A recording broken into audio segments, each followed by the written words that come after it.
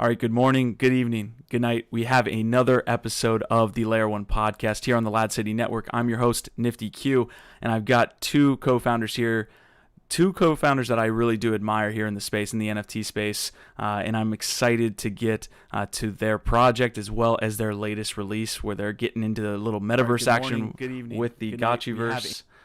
So, guys, how are we doing here today, Dan and Jesse? Hey, thanks for having us. Super hyped. Super hyped. Yeah, thank on you. that Twitter space high. Yeah, you guys just had a how was the experience there on Twitter Spaces as we go live here on Discord and YouTube? Right. It was definitely different because like we're used to having the community like right there, kind of chatting with us. So it was a little bit different, but I was definitely taking some peeks back in the Discord chat. Couldn't stop myself while we were doing it, but it was great. I think we had probably a couple hundred people at peak, so I think it was really good for our first time doing Twitter Space. But I kind of did miss the court a bit.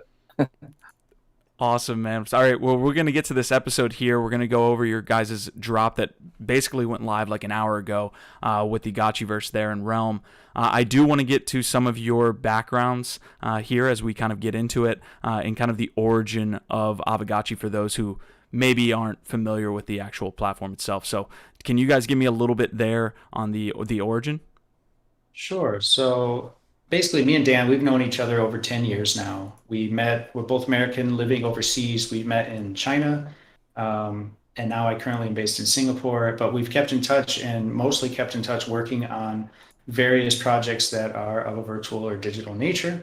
So that's the power of this new era we're living in. And the culmination of that is obviously crypto and this idea of NFTs, crypto trading, and the metaverse are all kind of where all of that meets. So it's been really great that we've been able to keep in touch, but more than that, we'll continue working together in a very remote fashion in a very effective way, even if we're not literally working in the same city anymore.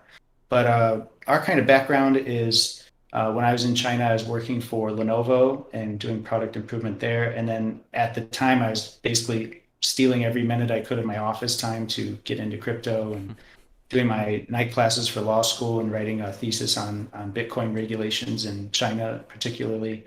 And just the Bitcoin bug around 2014 bit hard. And it wasn't long before our conversations through what originally was music. Dan's an excellent drummer. Led to him getting involved as well and taking his software development skills and his background with iOS and put it all together into what eventually culminated in Aavegotchi NFTs. So the road to get there was kind of long. I worked in various sides of the industry. I've worked for digital asset exchanges, but through that went into contact with a lot of different projects, a lot of which were garbage, but a few of which were involved with NFTs very, very early on. And so got involved early with some of them and ended up leaving the digital asset side to work full-time on NFTs about 2.5 years ago. And don't regret a minute of it. It's been a great journey. And it wasn't long before me and Dan were back building again and building on what initially was kind of a proof of concept with an awesome project called BullionX, which was the first ERC-721 to have ERC-20 tokens staked inside of it. Those today are extremely rare, 3D beautiful BullionX, and you can view them at bullionx.io. And that proof of concept, though, gold isn't that appealing to the crypto space. And in fact, if you watch Peter Schiff, it's kind of at odds. And so me and Dan came to me one day and was like, dude, we got to do this tech, but we got to apply it to something that people in this space really care about, and that's DeFi. And so he was doing hackathons like what was it called, Dan? Which one was it? ETH Global, yeah. Hack Money. Mm-hmm. Yeah, so and you got to know Aave through that, right? And so that's kind of where it really started for I want to get to Aavegotchi. the combination here, Jesse. That's a fantastic background, and I think it really plays on the DeFi factors that we see there in Aavegotchi. I want to make our way into kind of how you guys found NFTs, but give me a little background here, Dan, before we kind of get into that story. Yeah, so I've been doing like software for quite a few years now. I actually graduated with a degree in Chinese languages and literatures, and I moved to China in 2011. Did various things there. I was actually an internet celebrity for about 2 years. Had about 1 million followers on the Chinese version of Twitter and different things like that. So I'm really familiar with how communities work, how you build communities, and also the tech side of it. I worked in a couple of startups as well. I was doing like a language learning startup for a while and made an iOS app for that, and have done quite a few other like tech projects. So Jesse told me about Bitcoin and how he was trading these random coins that I'd never heard of on this super shady Chinese exchange like back in 2017. I was like, and he's like, man, I doubled it. It was really cool. I was like, how? Because I was investing in the stock market back at the time. I was like looking at gold stocks and things like that. I think one of them, I was like on these various newsletters, and it was just you couldn't really get great returns. So I was just amazed by this new technology and the potential. And as I got further and further, I realized like it's not just these random shit coins. Like there's real tech behind this kind of stuff. And I started getting more into the tech side, learning Web3, learning Solidity, and eventually, joining the hackathon that Jesse talked about there with Aave, and also doing BullyNex with him, kind of handling the Web3 side for that. So that's pretty much my journey, and I can't imagine being in any other space in the world right now. This is such an inspiring and exciting and FOMO-inducing space. Every day I wake up, there's always something new to look into. But it's also a space where having kind of this like laser honed focus on what you want to accomplish is also extremely powerful.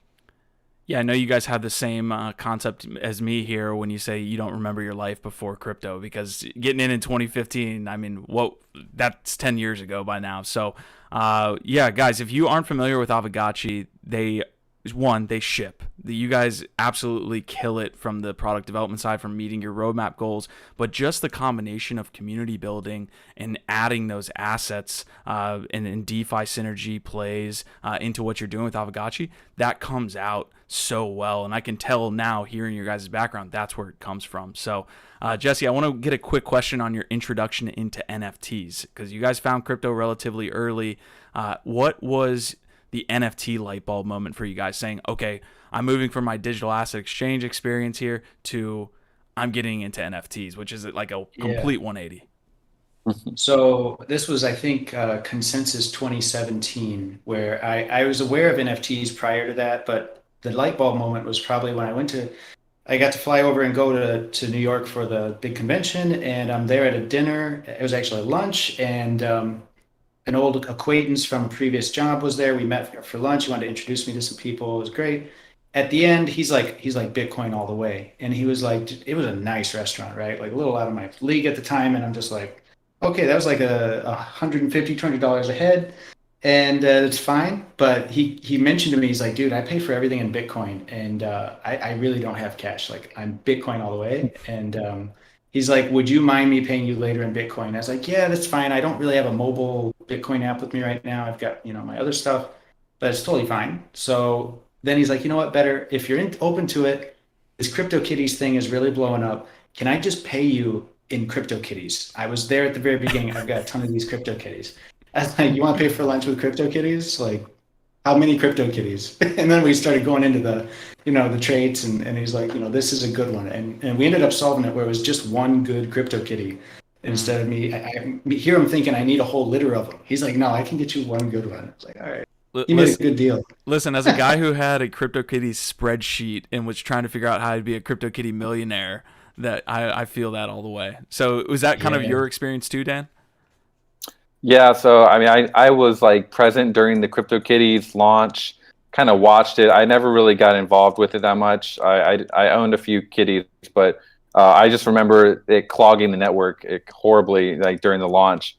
But that's all I really looked into it. And then when Jesse here was talking about BullyNex and this idea of like you can actually have this NFT that holds another ERC20 within it, that's when I started getting really excited about it, because it represented more of like a vessel than an asset to me. I was like, this is cool. Like these things are going to be able to move value in a way that you can't do with any other asset type. So that's what really got me excited, was this idea of an NFT as a vessel, and we've kind of carried that over into Aavegotchi in almost everything we do. There's a little bit of a CryptoKitties aspect there where you guys are teaching people about a new concept, right? Like CryptoKitties was doing that with specifically NFTs. You guys are doing that with like loaded NFTs essentially. So, okay, so for the people that aren't familiar, before we get to the metaverse release, which I want to hit so bad, give us a TLDR. You guys were founded obviously at that Aave hackathon. So give me the TLDR on Aavegotchi so that people that maybe aren't familiar can get into it. Sure. Technically, we weren't founded at the hackathon. Dan was building something else, which is also very cool. What's it called? Yield Hero. Yeah, It's- Yield Hero, right? Yeah, shout out. Plug. Yeah. Cool project. Yeah, and you could basically redirect the yield you were earning on Aave to your heroes. So like builders in the space that you liked, you could say through this very nice UI, I want to send this yield to, Austin Griffith or whoever you want.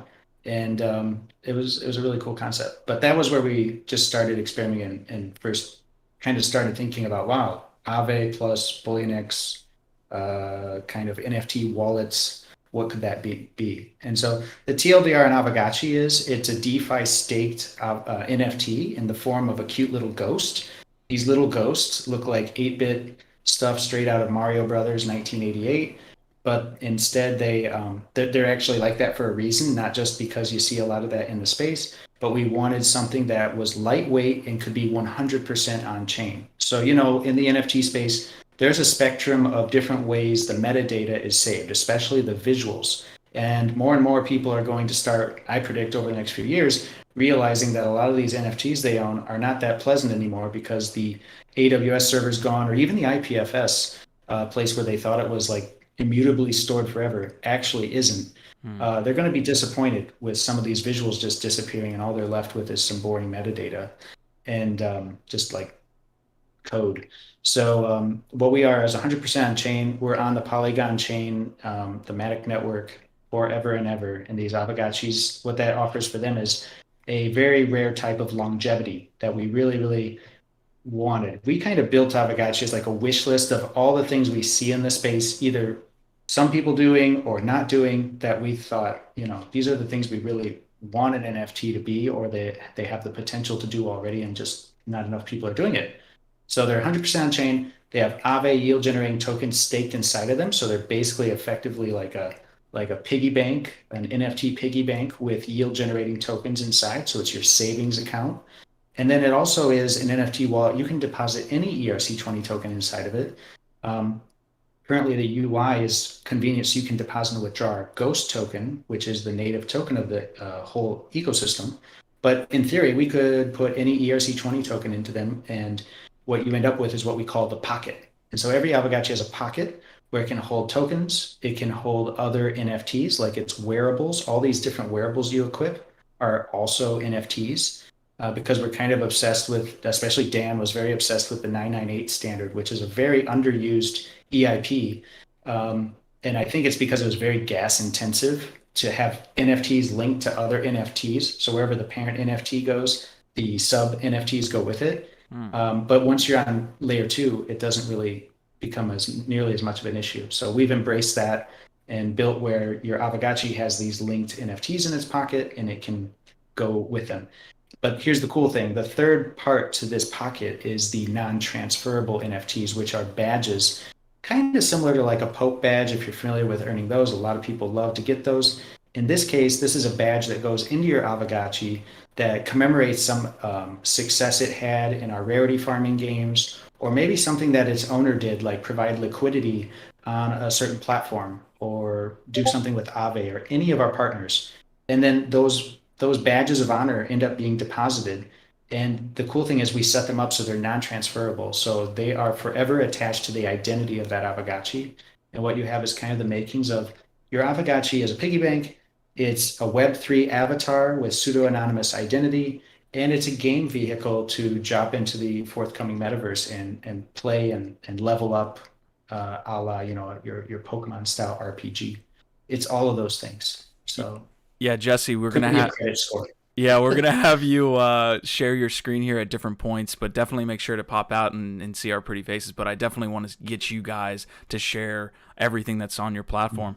One of the cool things about your, I guess, just entire community, your ecosystem, is that community building factor and the education process. Like you just broke down 3 awesome but complex features, and you guys do a great job of explaining that. And I think that probably comes a little bit from Dan and his background. So Dan, just from being a community builder myself, what is your ethos around educating, I would probably say onboarding, and then kind of just building your community?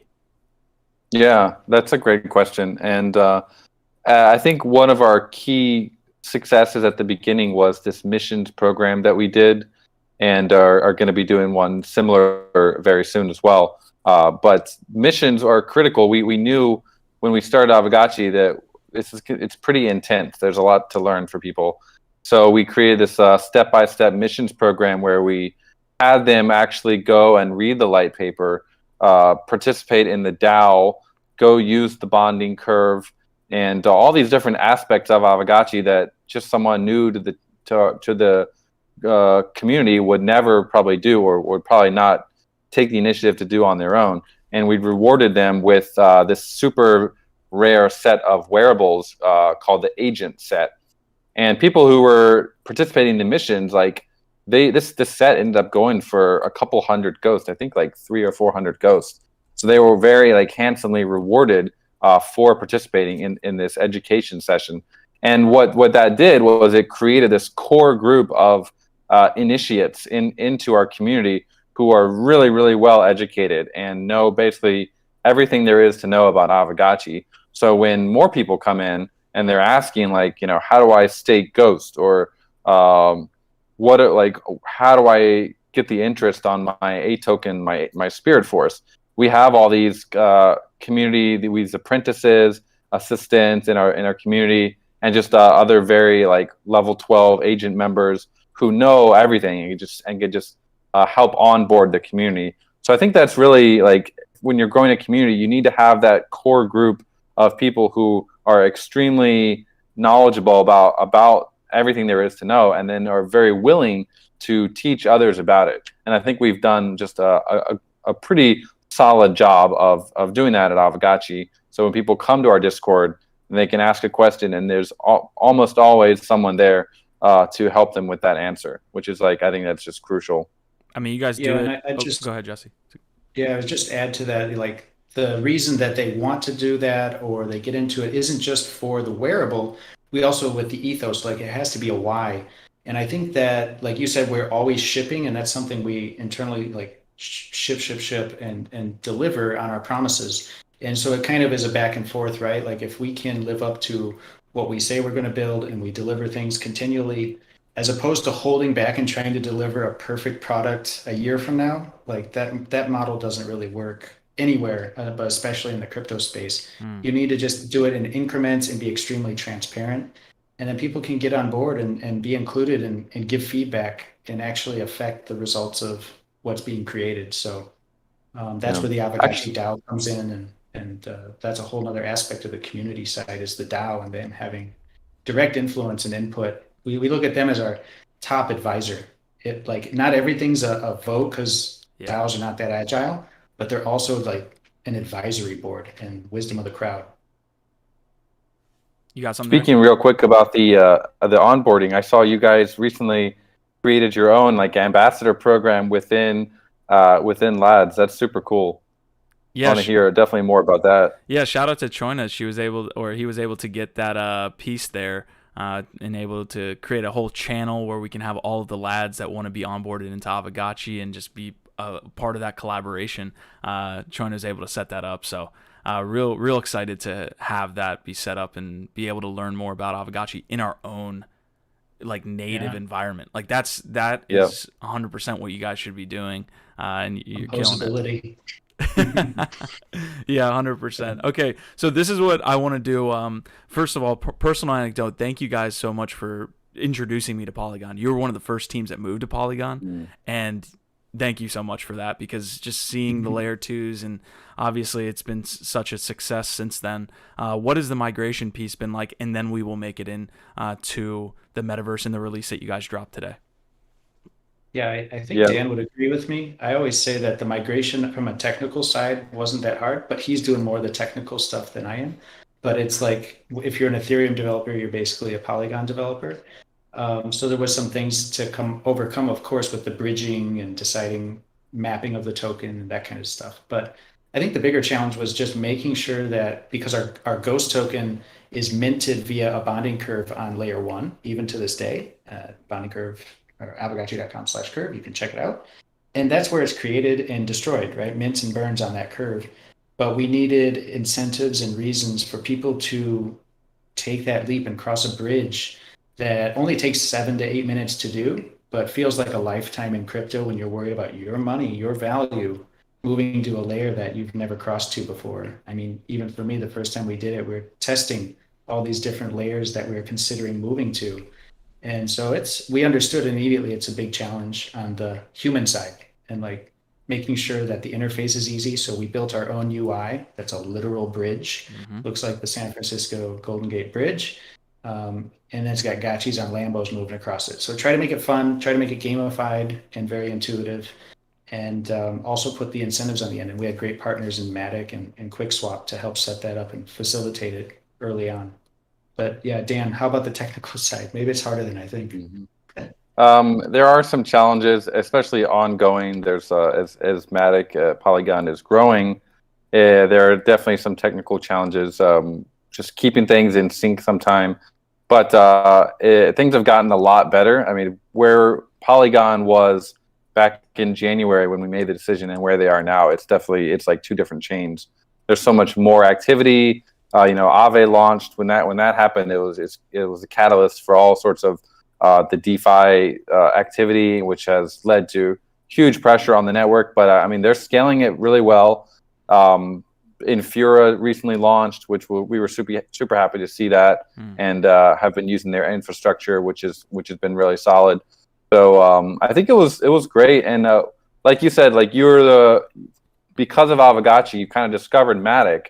And a lot of our community, if you think about like the onboarding and how to create a cohesive community, I think also one part of it is like we kind of in a way introduced a lot of our community to MATIC token, to even like Quick token, where we had a direct partnership with them, and our community was buying Quick back when it was like $5-10. So they're really happy. That was one of those. Yeah, thank you. Yeah. So it was super great that we were able to find these opportunities, and that's kind of what you get as a pioneer in this space. And we have another partnership that we're working on. Actually, we just had a DAO vote to work with another liquidity aggregator, and hopefully that'll work out really well as well. So we're so tight with the community and the DAO, and love having like all these different interesting opportunities come to us.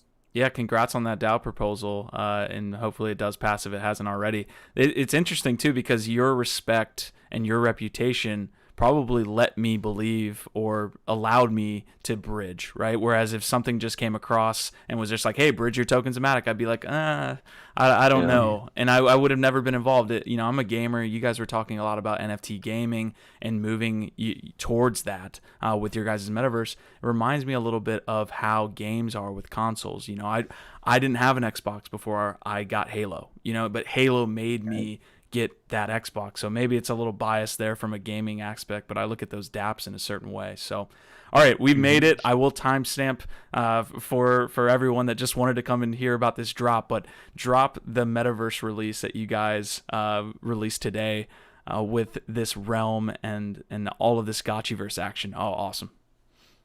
Yeah. All right. So the screen share is up. This is the Gotchiverse Realm, and what an intro if you think about what you just mentioned with Xbox and Halo, killer apps, right? So hopefully if the Aavegotchi itself was for some, I think the Gotchiverse Realm can be something that even more people who have never been exposed to either layer 2, NFTs, crypto in general, we're building this for that kind of crossing the chasm to mass adoption kind of play. But we are also realistic in that we need to build something in phases. And for the people there are 5 million people today using MetaMask every day, 5 million monthly active wallets as of this month. I saw that reported. That's a significant market that we want to, address first while we build out a way to deliver. And what it all comes down to is a game that's called the Gotchiverse Realm. And if you guys are familiar with Decentraland, Crypto Voxels, Somnium Space, these are all great metaverse plays that have existed for quite some time on Ethereum. And we like that model. We always promised from day one that the Aavegotchis would have a virtual world to explore and socialize in. But we got, as we kind of built our team, we now have over 20 full-time on our team, including a majority of which are developers and including some industry heavyweights that from the video game industry that have recently signed on. We're super excited that we're working with them to build out what you're about to see here with the Gotchiverse Realm. So we got more ambitious as we kind of hired this talented team and realized we can do more than just put, an empty kind of land with Lego blocks. Like everybody's done that. It's been done. We can do that and again, kind of make it more DeFi and make it more like truly crypto, like do something that you can't do without crypto, right? So I have a few slides here in the Figma, and if you're watching the stream, you'll be able to see this. We do have some shots of the world. I don't know if we'll go through all of this, but I'll show you a few here. So this is kind of our concept here of pioneering with Aavegotchi and the first gamified DeFi metaverse. So we just did a light paper reading on Twitter Spaces. We talked about that. And Dan, if you could summarize what that light paper reading really was all about. I mean, let's zoom in on this world here. What are we looking at? Yeah. What's the concept? So yeah, let's have to kind of explain. There's multiple things that we're introducing, but really what it comes down to is Aavegotchis were the first DeFi staked NFTs. And what we want to do with Realm, the Aavegotchi Gotchiverse, is have the first yield generating land parcels, basically.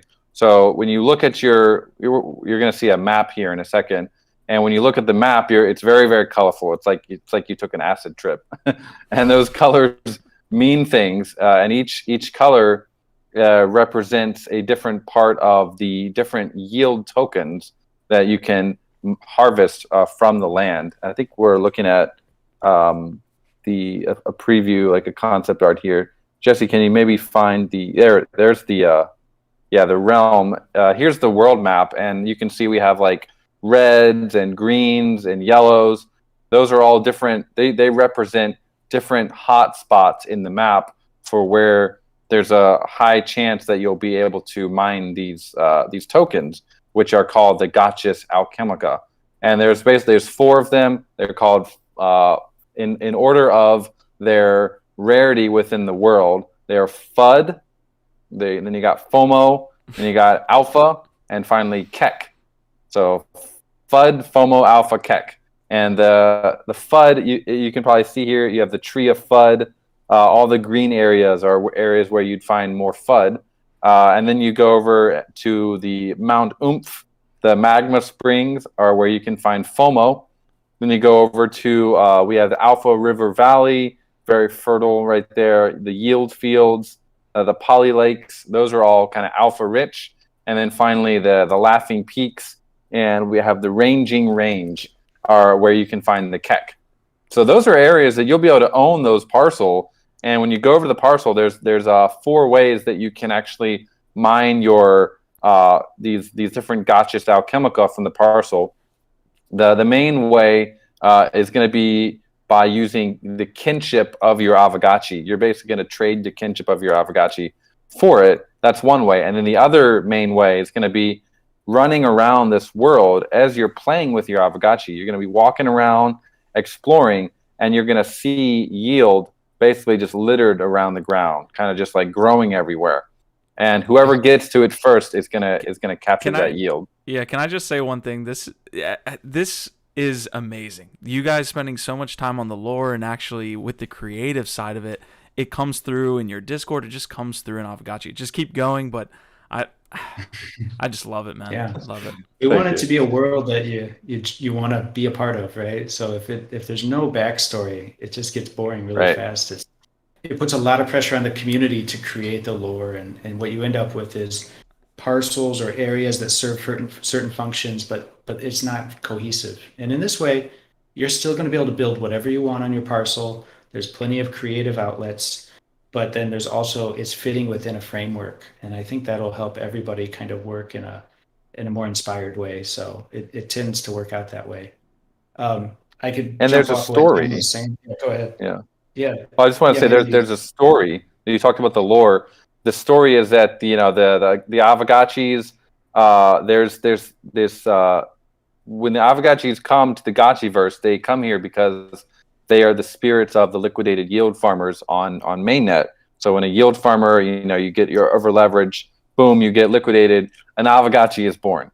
So Aavegotchi comes to the Gotchiverse in a haunt, and what happened was their creators, the liquidators. When you have if you're on Aave or something, you get liquidated. That's a liquidator. So the creators of the Aavegotchis are the liquidators, but they're also their enemy. The liquidators eventually they discovered the Gotchiverse, and they actually came into the Gotchiverse and started liquidating the Aavegotchis. So the Gotchis have this mortal enemy, and they have to fight it off. So they created this area you see here on the map called the Citadel, and that's like their safe zone within their Gotchiverse. It's protected by a force field. The liquidators can't come into it, and it's kind of like their happy place. It's kind of like a normal metaverse experience. There won't be any of the fighting and the combat and things like that. But if you go outside, you're going to start encountering the liquidators, and the liquidators are they're very different from the Aavegotchis in terms of what they are from an NFT perspective. Aavegotchis are basically, they last forever, pretty high price point. Some of them are 500, 1,000, even more ghost to get, which is like several $1,000s, and they last forever. They have these interesting traits and things. Liquidators are more of a free to play kind of play to earn mechanism, or a role that we have within our game, which is extremely needed. It's just like, if we look at our game and we think, if I were a new player, how would I get into Aavegotchi? Currently, there's not a great way. You have to fork over quite a bit.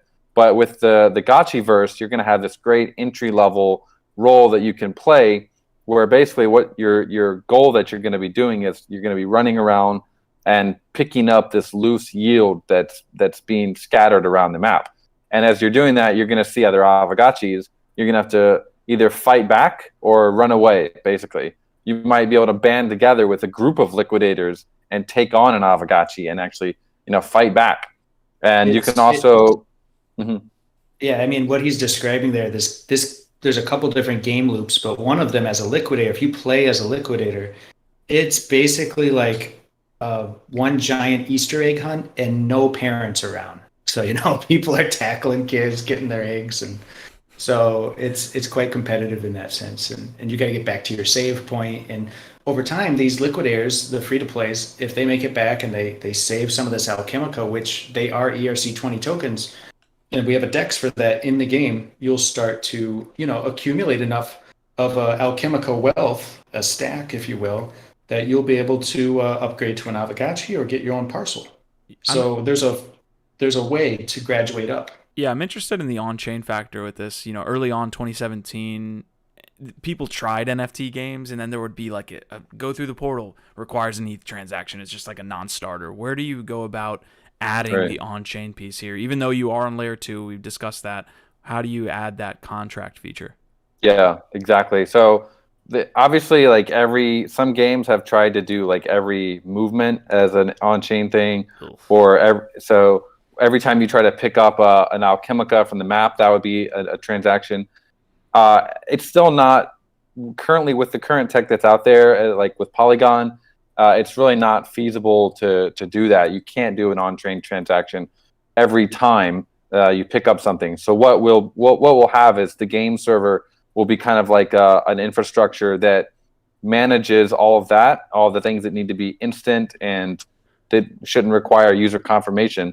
and then all those will be saved. And what you'll do is you'll go to, if you're an Aavegotchi owner, you'll go to your parcel, and if you have a parcel, you'll go there, and you'll be able to basically save your resources, and they'll get uploaded onto the blockchain at that moment. If you're a liquidator, you're gonna need to get back to a special zone. There's gonna be like these different zones throughout the metaverse that you're gonna have to run back to. So that's kind of part of the fun, is you'll be going out there into the world collecting things, but you also need to get back, because if you don't get back, then you won't be able to get it onto the blockchain. That's awesome. Yeah, a lot of awesome comments coming through the chat as well.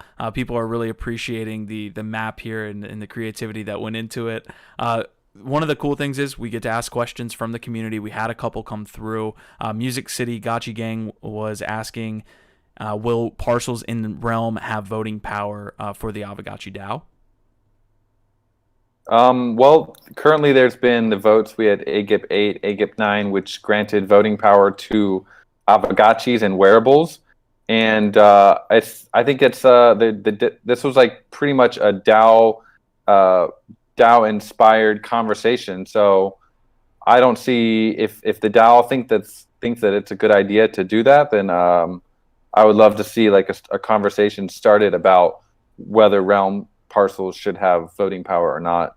I think it's a good conversation to start having.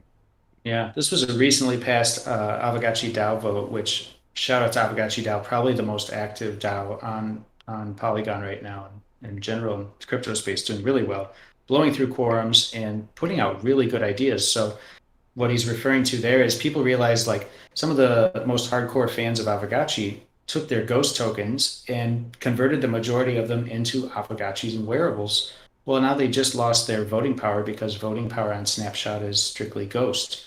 So if you just have the ghost tokens and now you traded all those in, you've given up your influence, so to speak, and that doesn't seem very fair. So put it up as AGIP 8 and 9, and they both passed overwhelmingly, and it makes a lot of sense. So in the coming, what would you say, probably in the next couple of weeks, certainly before any Haunt 2, that will be implemented, and you'll be able to vote with your Aavegotchi as a voting power boost. Same for the wearables. Awesome. I'm going to get to this next second question, and then I'll let you guys get through the explainers. We're about 32 minutes into the interview. So I've got Llama6666 here asking how much land will be available in this world? Will there be a purchase limit? And then to go along with that, a lot of land sales, whether it be Sandbox, Decentraland, Crypto Voxels, they've had issues, right? With whales coming in, maybe bots coming in. How do you guys plan on dealing with that? Yeah, I mean, I could start with our own issues and our own experience with the Aavegotchi sale, and one of our wearable sales did get botted. And despite a lot of precautions, we thought we were pretty clever and had them beat. So this was all based on a popular model, first come, first serve, right? So you get in there, it's a race, everybody FOMOs in, and you sell out in a minute. But even in a quote unquote successful sale where that happens, and it's not actually good, because the majority of your fan base ends up walking away with nothing and feeling extremely stressful, even if they did get something. So it's a stressful situation with that model. And so Dan maybe can talk about this GBM bid to earn incentivized auction model that we're going to be bringing forward for both Haunt 2, if Haunt 2 passes by the DAO, which would be a new generation of Aavegotchis this July. And then also for the land sale, which is slated for Q3 of this year. The first pre-sale would also probably use this auction model, assuming it's as well adopted as we expect it will be. Yeah, I learned about this new auction model back in 2020.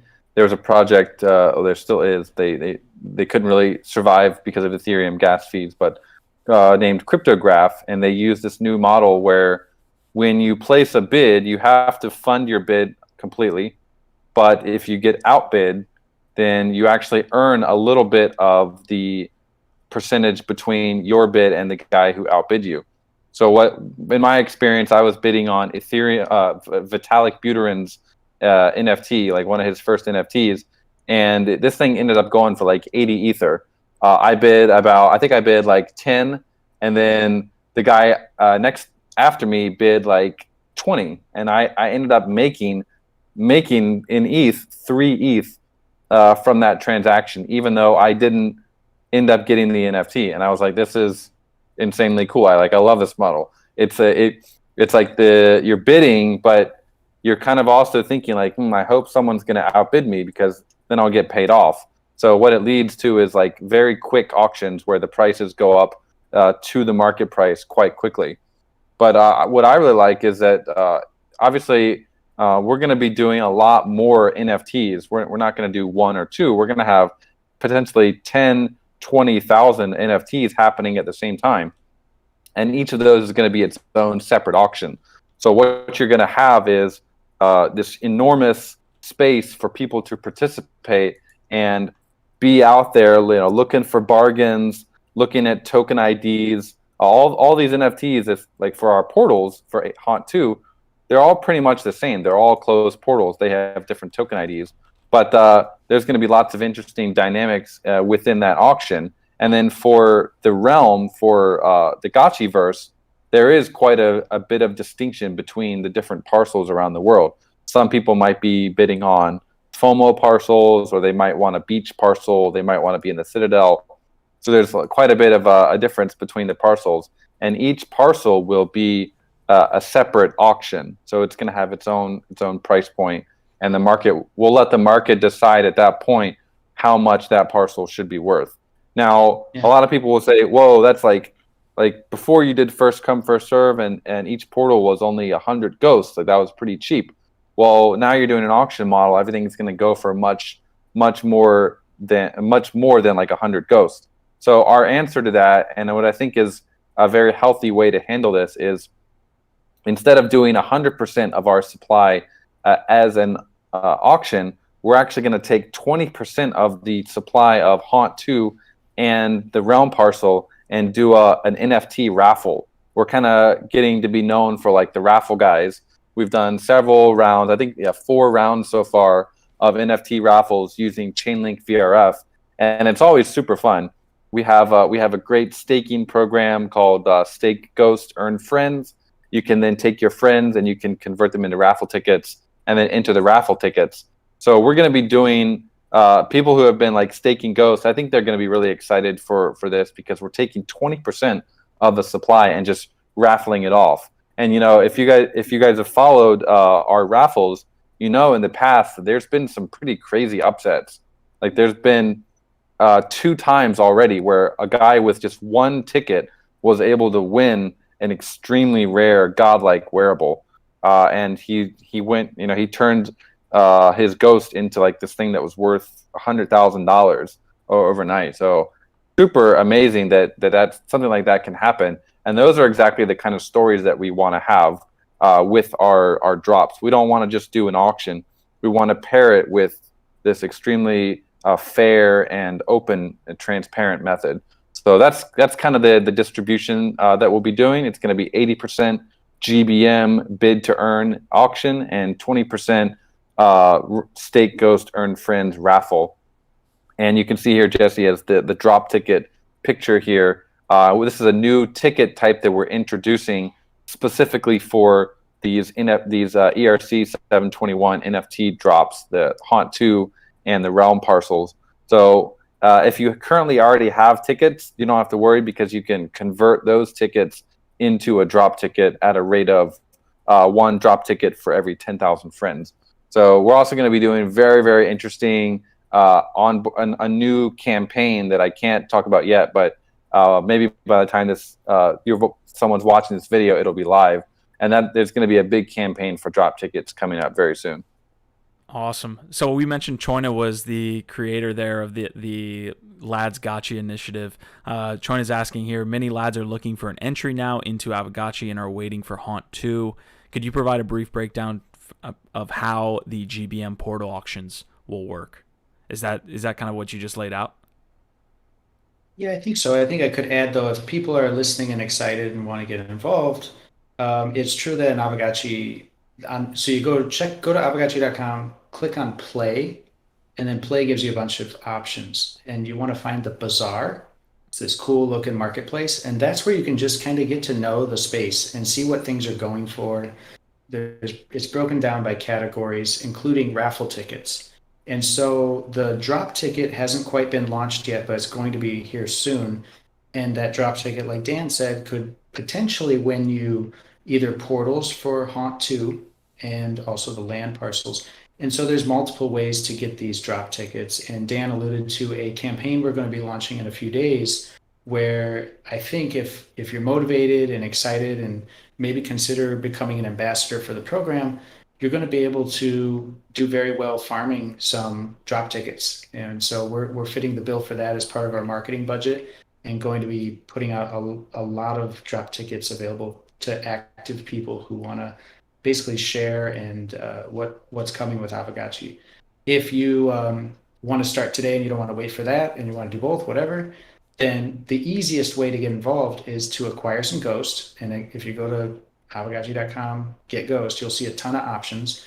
And what you want to do is be on layer 2 Polygon and do a one-sided, just simply stake Ghost. And like Dan was saying, you'll get one friend per day per Ghost staked.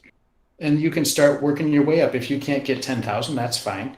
You can start by just getting some of the lower end tickets that already exist. And you can trade those in for the drop tickets. So I would just say start at the bottom and level your way up. Just start grinding in the bazaar. That's like a great way to get involved and learn the market. And there's just a ton of entertaining wearables and different NFTs you can discover in there anyway. It's kind of a hoot.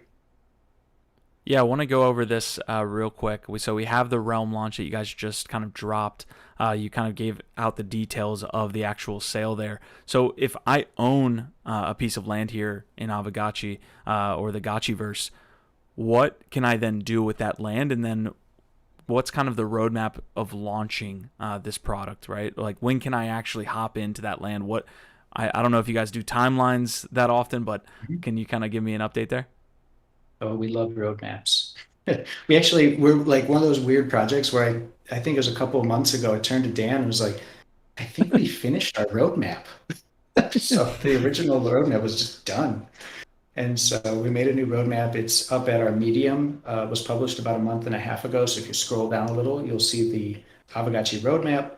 But if you just check out the light paper, which is now live on our Twitter and easy to find, the light paper at the bottom as an appendix with a roadmap or timeline dedicated just to the realm, the Gotchiverse. And so what we're looking at is by Q3, which is really just August, September this year, that's when we'll do the first couple of pre-sales. The first pre-sale is exclusively Citadel parcels. And then the next pre-sale will have Citadel plus some of the outlying wild regions, the grid. And by the end of the year, Q4, we're shooting for a December launch of the Citadel. So if you're in the Citadel area, your parcels would be live by this year.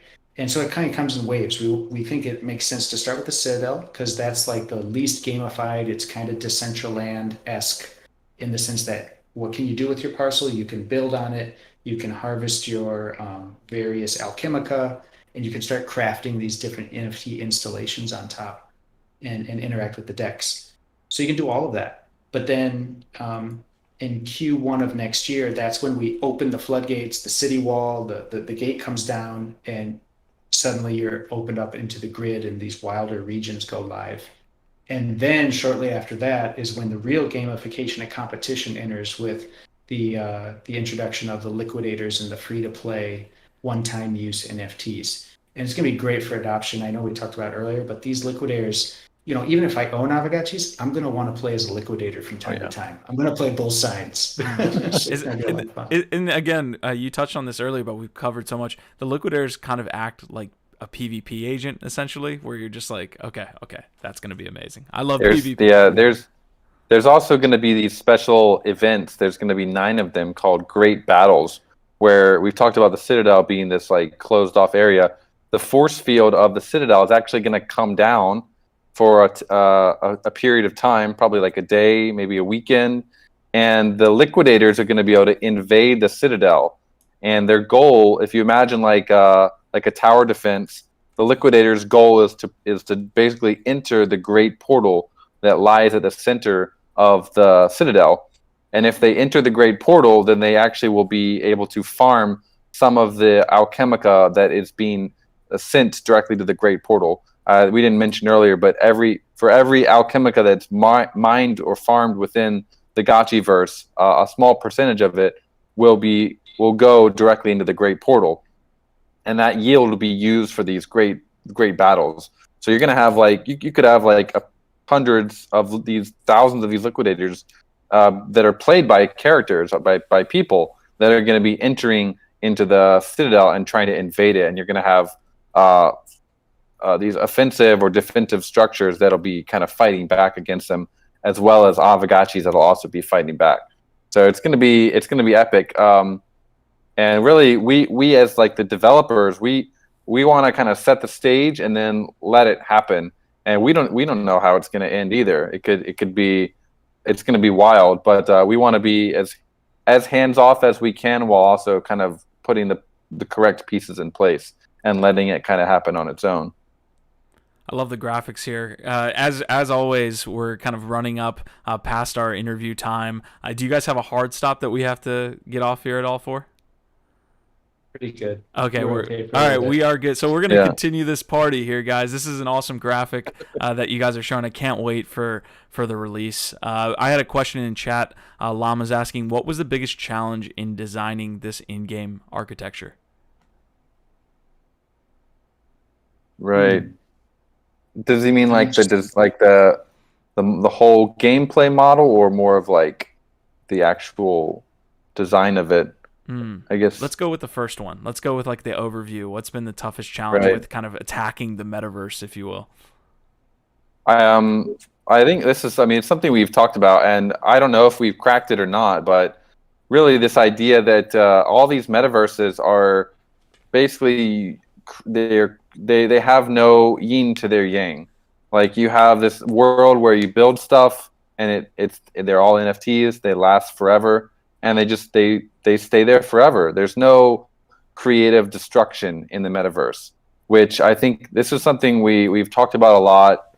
We had lots of internal discussions. Game developers or game designers have like pushed back on it quite a bit. They're like, are you sure you guys want to introduce this factor of destruction with the liquidators? And we're like, yeah, I think we do, because if we don't, then it becomes stale. There's no activity happening. It's evolution. Like, it's just almost. There's social activity, but there's nothing at stake. And if you don't have anything at stake, it just becomes boring. It's almost plastic in that way. Like, you don't have like I'm using gods as a reference, but you don't have that element of like human, like the human factor of like growth, death, rebirth, all these different things. That's so cool. Yeah. So that's big. Balancing that is going to be an ongoing challenge for sure.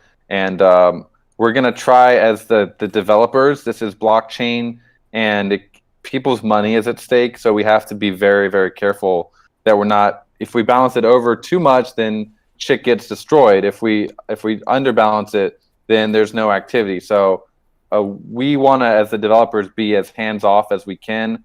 We want to set the stage and then let the players handle it, which actually is very different from how most games are designed. Most of them are like, the game designers are tweaking things all the time and tweaking the balance and all things like that. Obviously, there will be some of that. Hopefully, the DAO will also be involved in that. I think they will. But we want to make sure that it's not like us causing someone to get attacked or us causing someone to have like a financial loss, because that just wouldn't be fun. It's got to be your opponent that causes that, not the developers. And that's an interesting challenge that we're going to be facing. And a fair battle, a fair game of tag, a fair game of Easter egg hunt. That's the kind of framework we want to put people in, and they know if they're in this area at this time, these are the rules you play by, and win, lose, or draw.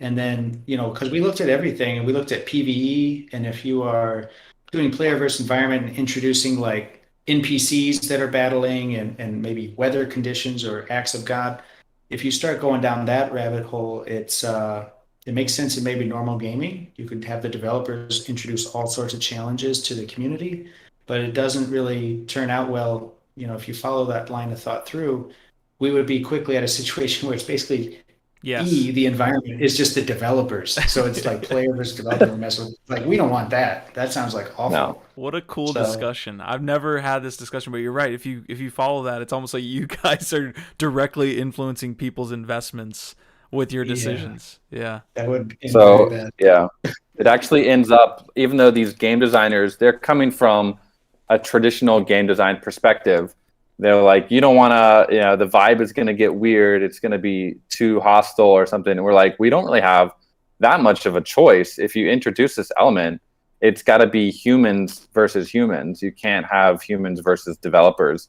So that's like an interesting insight that we had, and it sparked a lot of discussion. But I think it's going to be an ongoing thing, and we'll have to handle that. But definitely pitting people together against each other in a friendly, kind of casual way. It's going to be, very cute, super fun. There's going to be no blood or anything like that.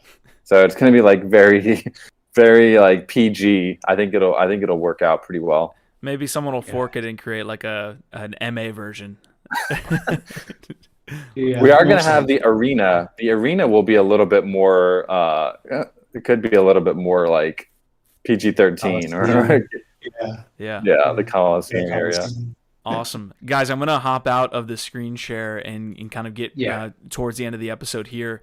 I guess the last part I'll do to wrap a bow on that is we already kind of see that in Voxels, some with Sandbox, where Ben, the developer over at Voxels, has gotten a lot of heat when he's added parcels and increased the supply there, and you have like a feedback there from the investors of those real estate purchases. Very tricky.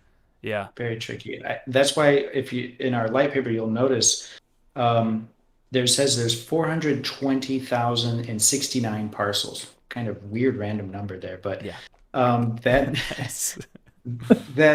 that is a large number even by metaverse standards up till now, right? You see Decentraland at 96,000 or so, and so on, and CryptoVox actually on the lower end of that. But they, as far as I understand, they didn't have a clear plan for growth, and so. And maybe they did, I shouldn't say that, but in our case, we definitely do, in that we're planning this as a trilogy. So we're shooting for mass adoption. It's not 2 years ago, it's now, and we're embracing crypto in the sense that we think more people are coming into crypto every day, and they're going to find their way. Many of them will find their way to crypto through NFT gaming and the metaverse, and not through trading on some of the centralized exchanges or whatever, like we see in the past.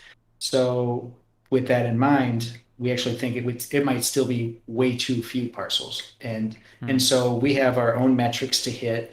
And if the world gets full and crowded, then we've already put in the light paper and in the roadmap expansion plans. And so it's kind of all there for everybody to see. Like, if the world is full and active, don't worry, we've got a sequel and then even one more sequel. And actually the lore is kind of there, ready for it. So it's really cool. We all want to see the 9 great battles and what happens after that, and what exists beyond the Dan, what's the name of that mountain pass that's in the map? The Shellnut Pass. The Shellnut Pass. Got it. We all want to know. Awesome, man. I love how you guys have planned this out and you have the lore backing it. I mean, the immersion is probably the word that comes to mind the most with your project, and just getting people involved, and it requires all of those things that you guys create. So really big props to you guys. The last question I have before we just pop out and ask probably one last question or two to end the episode, I have a specific question from Crypto Stamina asking, did a physical sale date get announced? Do we have a physical date?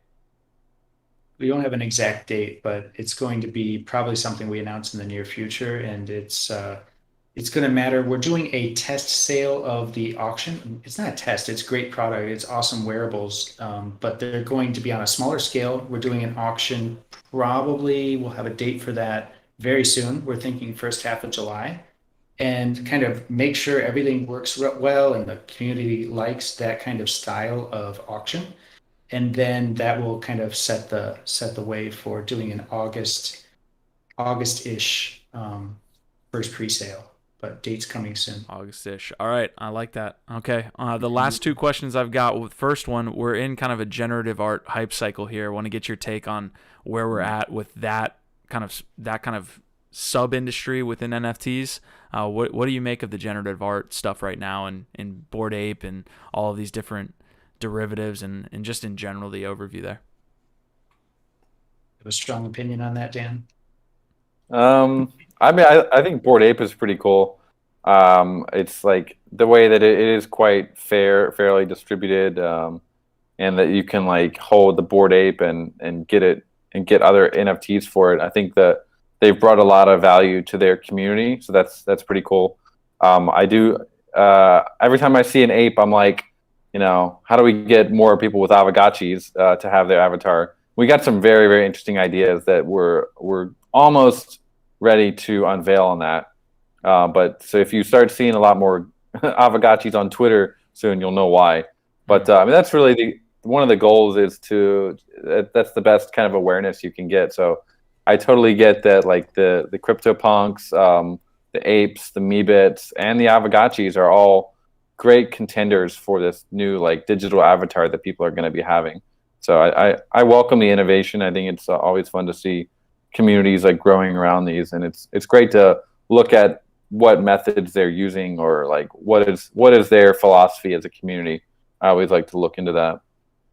The generatives, my first thought wasn't about the other projects, but that in generative art, we have generative traits, right? So, and a lot of other projects do too, but having the generative traits is something very interesting to me, and knowing what, like for example, one of my Aavegotchis I recently summoned ended up with extremely sleepy energy levels. And so I'm like super happy with that. I was like, I identify with this. This might be my spirit Aavegotchi. So, but the idea, people listening may not be aware, is a lot of games have kind of a curve in one direction. You want to be always higher. You don't want to be lower.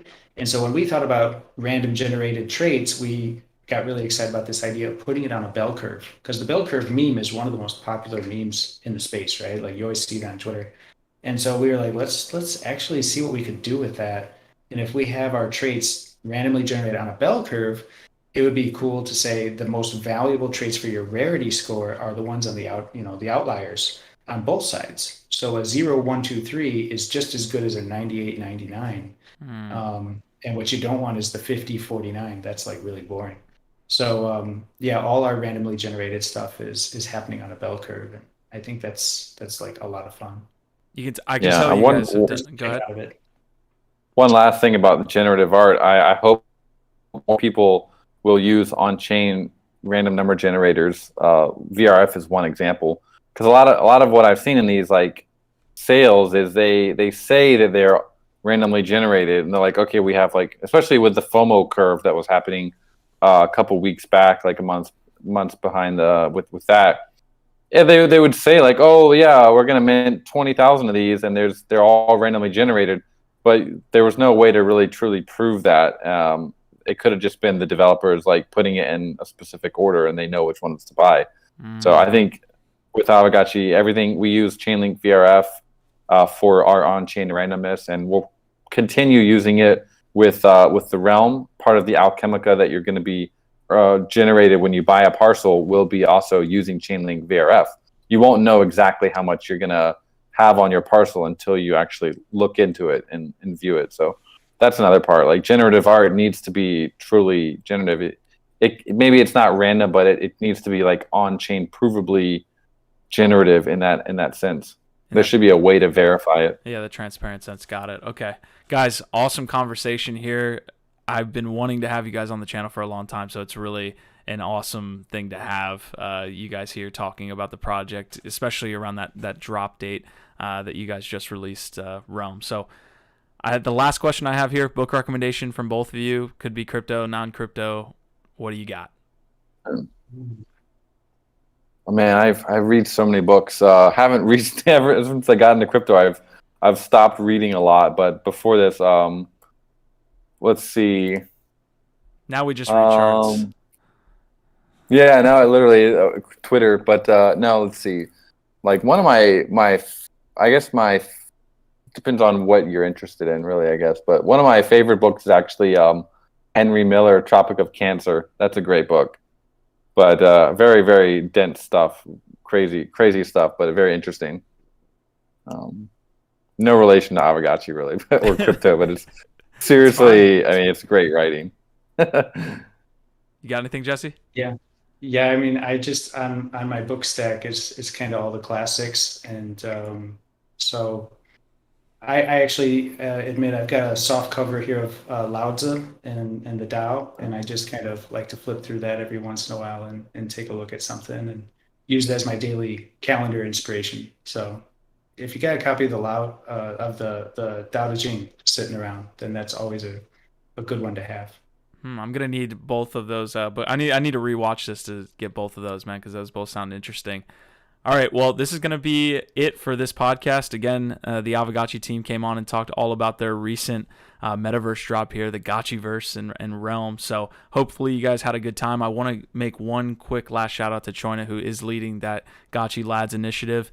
For everybody that is in Lads and is actually a Gotchi Lad now that we have that channel and has that tag, we're actually going to drop 100 Lads to you guys. So definitely love the collaboration here with the ability to use our social token. So anyone who is a Gotchi Lad in Lad City, you got yourselves 100 Lads. Can't wait to collaborate more with the Aavegotchi team going forward. So guys, any last words before you head out?